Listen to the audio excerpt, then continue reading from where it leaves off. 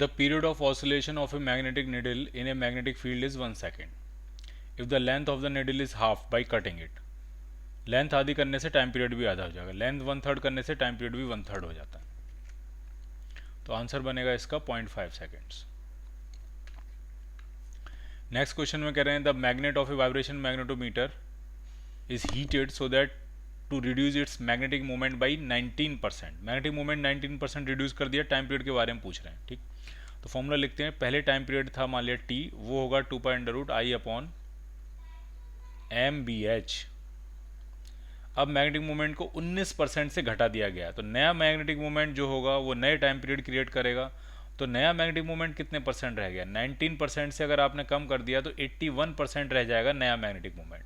तो 0.81 m रह जाएगा नया मैग्नेटिक मूवमेंट इनटू BH। तो ये जो 0.81 बाहर आएगा तो 0.9 बाहर आ जाएगा। 0.9 का मतलब हो गया 10/9 ऑफ 2π/I/mBh। क्लियर है ये 0.81 था, अंडर रूट के बाहर आएगा 0.9, 0.9 को ले सकते हो आप 10/9। ठीक, और इसको गौर से देखो तो ये क्या है? ये पुराना टाइम पीरियड है। तो हमें ये पता लग रहा है कि जो नया टाइम पीरियड आ रहा है टी डैश, वो 10/9 का मतलब होगा 1.11 हो जाएगा पुराने टाइम पीरियड के। तो अगर आप इसको गौर से देखोगे तो आपको ये समझ में आ जाएगा कि ये 11% से इंक्रीज हो गया। कोई चीज़ अगर 1 थी से 1.11 हो गई है तो कितने परसेंट इंक्रीमेंट हो गया? 11%।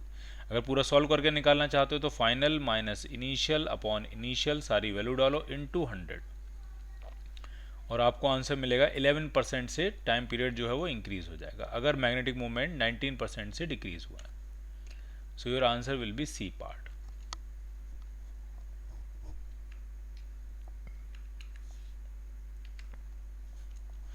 नेक्स्ट क्वेश्चन करते हैं। इसमें कह रहे हैं मैग्नेट है 40 ऑसिलेशन पर मिनट कर रही है और मैग्नेटिक फील्ड दिया है और दूसरे प्लेस पे 2.5 सेकंड लगा रही है एक ऑसिलेशन कंप्लीट करने में और वहाँ पे मैग्नेटिक फील्ड पूछा गया। तो बहुत ही सिंपल है, 40 ऑसिलेशन 1 मिनट में, तो टाइम पीरियड कितना हुआ? तो टाइम पीरियड हो गया 60/40, दैट मीन्स 1.5 सेकेंड्स। और वहाँ पे मैग्नेटिक फील्ड कितना है? BH, तो वो दिया है 10⁻⁻⁶ लिख देता हूँ मैं उसको, टेस्ला। और दूसरी जगह जो टाइम पीरियड है टी डैश, वो खुद ही बताया उन्होंने 2.5 सेकेंड, तो वहाँ पे BH डैश कितना होगा ये आपको निकालना है। तो रिलेशन बहुत ही सिंपल है, T/T डैश जो मिलेगा वो बनेगा under root of BH dash upon BH। सारी वैल्यू डालेंगे आपको आंसर मिल जाएगा।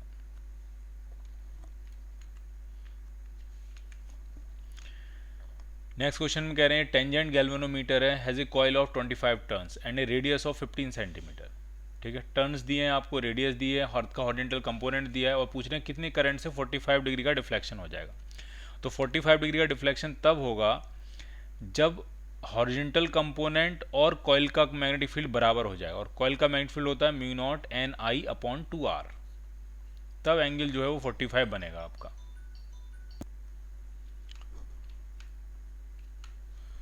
तो 45 डिग्री के लिए दोनों के मैग्नेटिक फील्ड बराबर होनी चाहिए, तब डिफ्लेक्शन 45 डिग्री आएगा। अब इसमें आपसे करंट पूछ रहे हैं, तो ये करंट है, ये आपको वैल्यू फाइंड कर लेनी है। आपको सब कुछ दिया, नंबर ऑफ टर्न्स दिए हैं 25 हैं, रेडियस दे रखी है 15 सेंटीमीटर, अर्थ का हॉरिजॉन्टल कंपोनेंट दिया है, μ0 की वैल्यू आपको पता होती है, थोड़ी सी मेहनत करनी पड़ेगी और आपको करंट मिल जाएगा। नेक्स्ट क्वेश्चन में कह रहे हैं time period of a vibration magnetometer is T0। Its magnet is replaced by another magnet whose moment of inertia is 3 times and magnetic moment is 1/3 times. तो टाइम पीरियड कितना हो जाएगा? तो आप खुद सोच के बताना, अगर मोमेंट ऑफ इनर्शिया 3 गुना कर रहे हो और मैग्नेटिक मोमेंट 1/3 टाइम्स कर रहे हो, तो मुझे तो ऐसा लग रहा है अंडर रूट के अंदर 9 आ जाएगा। मोमेंट ऑफ इनर्शिया को 3 गुना कर रहे हो आप और मैग्नेटिक मूवमेंट को 1/3 कर रहे हो, तो 3 × 3 अंडर रूट के अंदर 9 आ जाएगा और 9 का मतलब टाइम पीरियड 3 गुना हो जाएगा। तो पुराना टाइम पीरियड अगर T0 था तो अब नया टाइम पीरियड हो जाएगा 3T0। नेक्स्ट क्वेश्चन में कह रहे हैं मैग्नेटिक निडल है, टेंजेंट गैल्वेनोमीटर है, 30 डिग्री डिफ्लेक्ट हो जा रही है। The horizontal component of earth magnetic field दिया हुआ है, is along the plane of the coil. Magnetic intensity पूछ रहे हैं, मतलब जो कॉइल होगा उसका मैग्नेटिक फील्ड पूछ रहे हैं। ठीक, तो इधर तो होता है BH, शुरुआत में निडल जो है वो इसी डायरेक्शन में होती है और करंट फ्लो कराने की वजह से इधर होता है BC कॉइल का। ठीक, और जिधर रिजल्टेंट होता है उधर मैग्नेटिक निडल हो जाती है और ये एंगल हो जाता है आपका थीटा, डिफ्लेक्शन जिसको हम कहते हैं।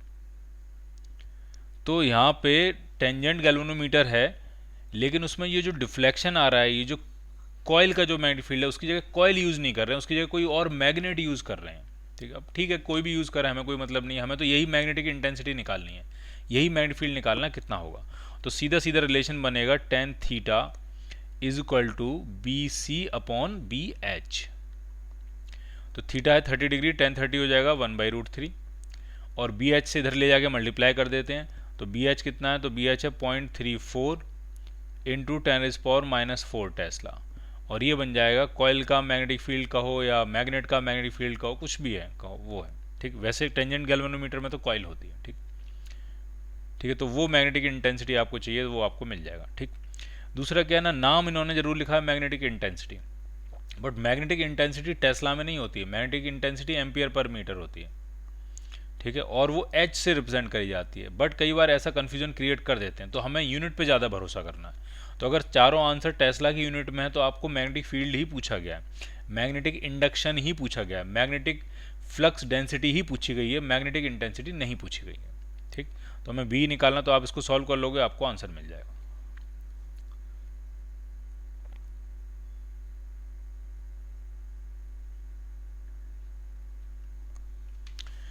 नेक्स्ट क्वेश्चन में कह रहे हैं टेंजेंट गैल्वेनोमीटर है, करंट दी हुई है, डिफ्लेक्शन दिया हुआ है, और कह रहे हैं कि 60 डिग्री के लिए कितना डिफ्लेक्शन होगा। तो आई जो है वो टेन थीटा के प्रोपोर्शनल होता है, सीधी सी बात है।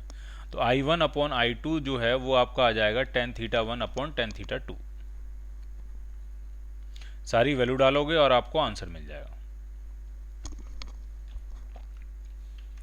नेक्स्ट क्वेश्चन में कह रहे हैं कि एक थिन रेक्टेंगुलर मैग्नेट है, suspended freely, has a time period of T. Now it is broken into two equal halves, each having half of the original length, and one piece is made to oscillate freely in the same field. तो time period t/2 हो जाएगा। कई कई question कर चुके हैं, बीच में length के परपेंडिकुलर कट करने से, लेंथ आधी कट करने से टाइम पीरियड भी आधा हो जाता है। तो t' का फॉर्मूला जो बनेगा वो 1:2 बन जाएगा, 1/2 बन जाएगा।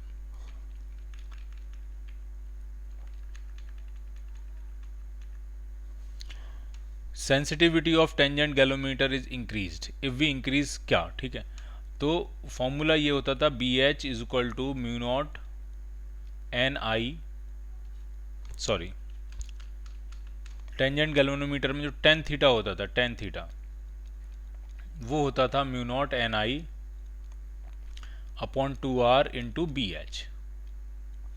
ठीक है, तो I इज इक्वल टू लिखेंगे तो I इज इक्वल टू कितना आ जाएगा, तो I इज इक्वल टू आ जाएगा 2RBH upon mu naught N into tan theta. और जो सेंसिटिविटी होती है वो डिफाइंड होगी डी थीटा अपॉन DI, ये होगी सेंसिटिविटी।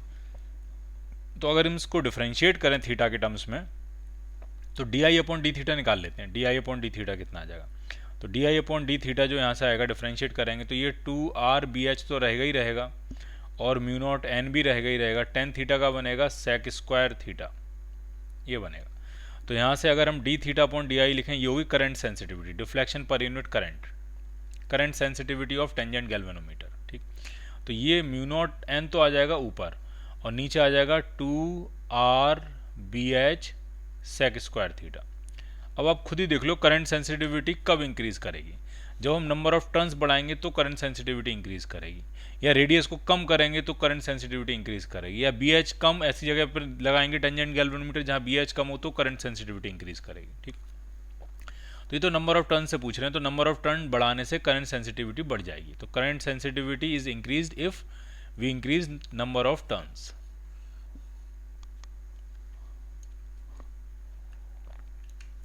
नेक्स्ट क्वेश्चन में कह रहे हैं when 2 ampere current is pass through a tangent galvanometer it gives a deflection of 30 degree. 60 degree के लिए कितना होगा, तो सीधा सीधा लगा देना I is proportional to tan theta. कई बार क्वेश्चन हम कर चुके हैं, ये भी हो जाएगा आपसे। नेक्स्ट क्वेश्चन में कह रहे हैं दो शॉर्ट मैग्नेट हैं, दोनों की पोल स्ट्रेंथ बराबर है, बट एक one is twice as long as other. The short magnet is placed 20 centimetre in 10A position from the compass needle. The longer magnet must be placed on the other side of the magnetometer for no deflection at a distance of. तो diagram बना लेते हैं 10A position का क्या होता है 10A position में। तो 10A पोजीशन में सिचुएशन ये है कि ये तो है नॉर्थ डायरेक्शन, ठीक है, ये नॉर्थ डायरेक्शन है, अर्थ का मैग्नेटिक फील्ड इसी डायरेक्शन में होगा, BH नॉर्थ डायरेक्शन है ये। और जो मैग्नेटोमीटर है उसको हम इस तरह से रखते हैं, ठीक है, इस तरह से मैग्नेटोमीटर रखा जाता है ऐसे,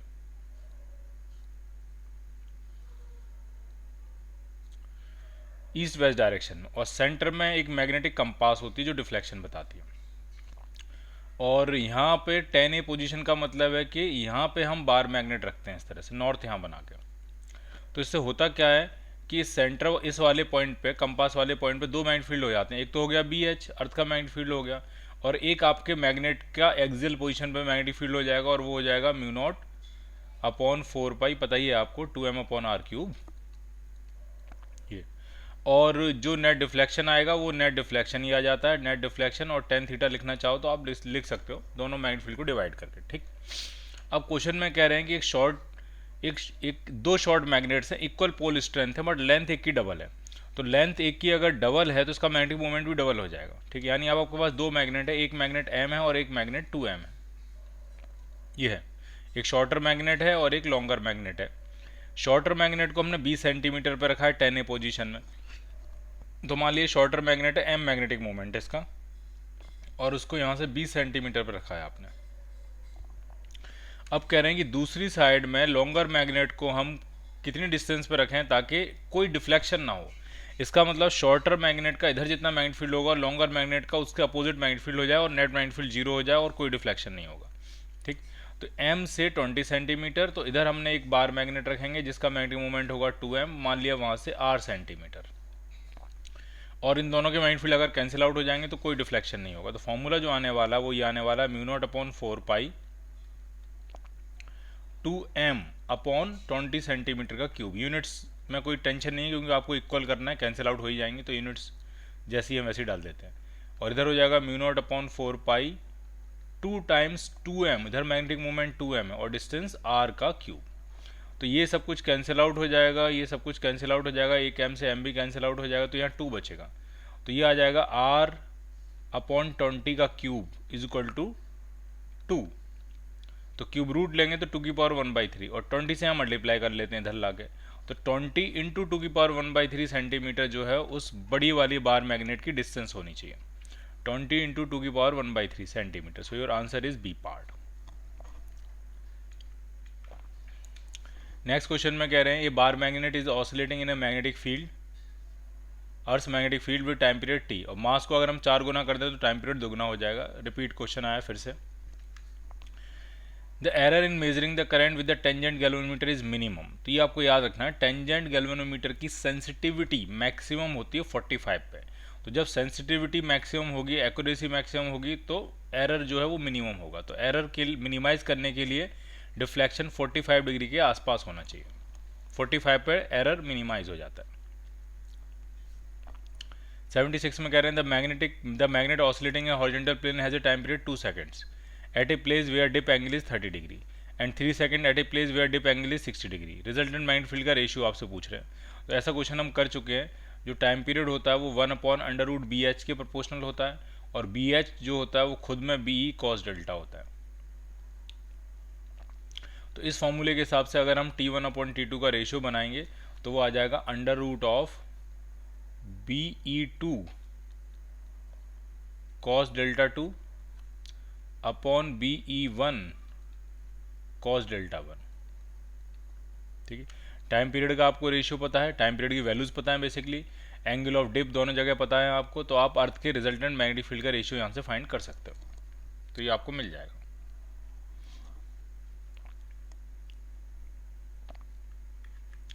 नेक्स्ट क्वेश्चन में कह रहे हैं कि दो आइडेंटिकल बार मैग्नेट है, एक के ऊपर एक रखी हुई है, such that they are mutually perpendicular and bisect each other, their time period is t। अब एक ही अगर मैग्नेट रह जाए तो कितना टाइम पीरियड होगा, तो ये हम क्वेश्चन कर चुके हैं पहले, सेम क्वेश्चन रिपीट हुआ है। The radius of the coil of a tangent galvanometer which has 10 turns is 0.1 metre, current required to produce a deflection of 60 degree, ठीक। तो टेन थीटा जो होता है वो होता है कॉइल का magnetic field upon horizontal magnetic field. Coil का मैग्नेटिक फील्ड कितना हो जाएगा, तो वो जाएगा mu not an I upon 2r divided by horizontal magnetic field. अब ये है फॉर्मूला, इसमें सारी वैल्यू डालो आपको आंसर मिल जाएगा। बी एच आपको दिया हुआ है, नंबर ऑफ टर्न्स पता है आपको रेडियस पता है, म्यू नॉट की वैल्यू पता है, आपको थीटा पता है, तो सिर्फ क्या निकालने के लिए रह गया, इसमें सिर्फ आई फाइंड करने के लिए रह गया। तो सारी वैल्यू डालोगे आपको आंसर मिल जाएगा।